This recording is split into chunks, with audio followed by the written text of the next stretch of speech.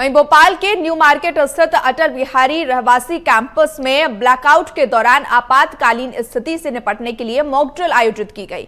इसमें एनडीआरएफ और एसडीआरएफ टीमों ने संयुक्त अभ्यास किया और बिजली बंद होने की स्थिति में राहत बचाव कार्य, निकासी, प्राथमिक इलाज और संचार व्यवस्था का परीक्षण किया गया। प्रशासन, सुरक्षाकर्मी और रहवासियों ने मिलकर इसमें भाग लिया। बता दें कि अधिकारियों ने बताया कि इसका उद्देश्य लोगों को आपदा की स्थिति में सतर्क रहकर सही कार्रवाई के लिए जागरूक करना है।